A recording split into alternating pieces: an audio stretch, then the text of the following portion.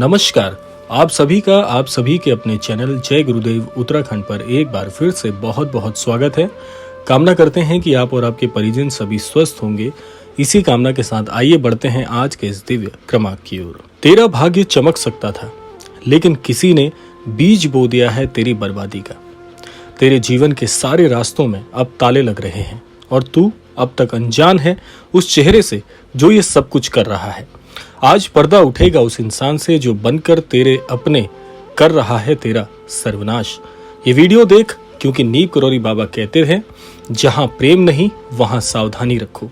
इसीलिए अगर तुझ तक भी आज का ये क्रमांक पहुंचा है तो इस क्रमांक को बड़े ही सकारात्मक तौर पर सुनना, ताकि संपूर्ण जानकारी से तुम अवगत हो पाओ। तो आइए बढ़ते हैं आज के इस दिव्य क्रमांक की ओर। सबसे पहले भाग में हम जानेंगे भाग्य के रास्तों पर बंदिश कैसे आती है। मनुष्य का भाग्य ब्रह्मांड की कृपा से बनता है, लेकिन उसका पतन अक्सर उसके अपनों के हाथों से होता है।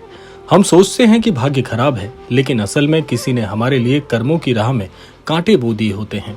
वो दोस्त जो सामने हंसता है लेकिन पीठ पीछे जलता है, वो रिश्तेदार जो तुम्हारी तरक्की देखकर तिलमिला उठता है, वो पड़ोसी जो दिखावे में सहयोगी है लेकिन नजर लगाता है।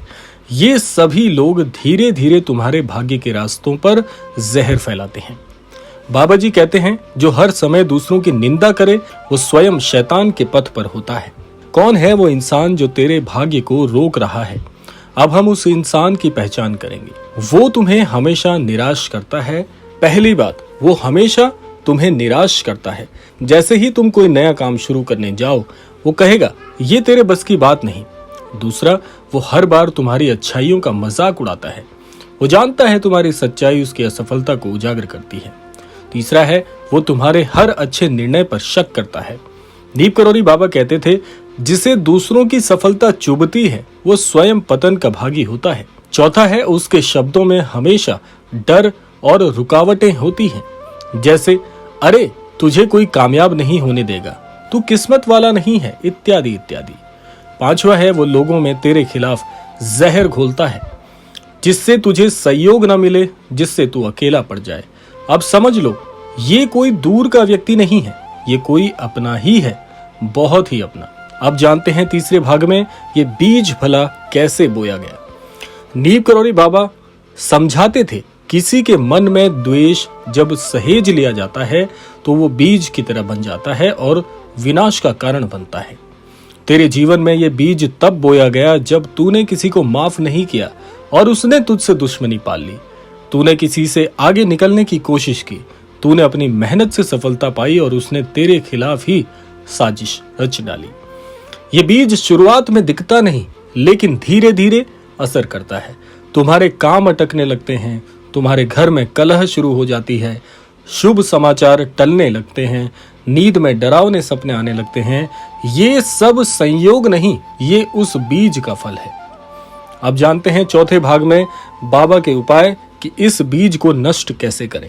अब वो उपाय जो नीम करौरी बाबा ने दिए हैं, सबसे पहला, हनुमान चालीसा का नियमित पाठ सुबह जरूर करें। बाबा जी कहते थे जहां हनुमान है वहां कोई छल बल नहीं चल सकता। हनुमान जी नकारात्मक शक्तियों को तुरंत भस्म करने की क्षमता रखते हैं। दूसरा है, अपने भोजन में पहला ग्रास गाय को और अंतिम रोटी कुत्ते को दे।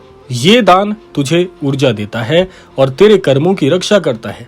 तीसरा है, किसी एक दिन मौन व्रत रखो। जब बोलना बंद होता है आत्मा जागती है।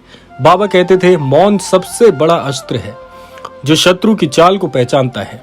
चौथा है, जिस पर शक है उस पर क्रोध नहीं करुणा करो। याद रखो, नीम करौरी बाबा कहते हैं क्षमा सबसे बड़ा बदला है।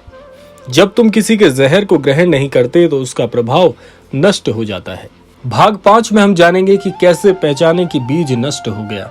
अब सवाल उठता है, क्या नकारात्मकता खत्म हो गई है? कैसे जाने? बाबा के अनुसार कुछ संकेत मिलेंगे। काम बिना रुकावट के होने लगेंगे, मन में शांति महसूस होगी, घर में हल्की ऊर्जा का अनुभव होगा, दुश्मन स्वयं अपने जाल में फंसता दिखेगा।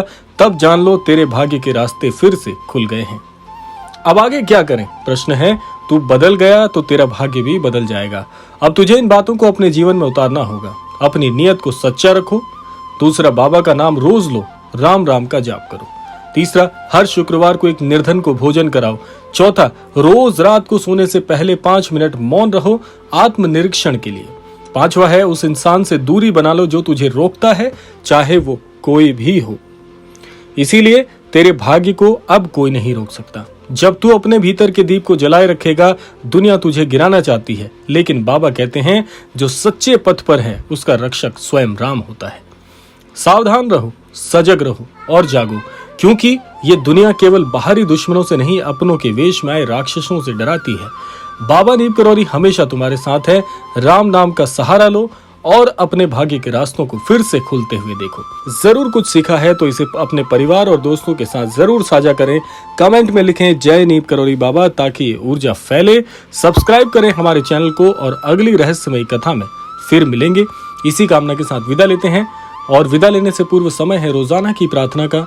यही प्रार्थना करना चाहूंगा कि श्री महाराज जी सभी को सन्मति और सद्बुद्धि की प्राप्ति कराएं और इस संपूर्ण सृष्टि का, इस संपूर्ण लोक का कल्याण हो। इसी कामना के साथ विदा लेते हैं। मिलते हैं अगले क्रमांक में। तब तक के लिए जय श्री राम, जय गुरुदेव, जय उत्तराखंड।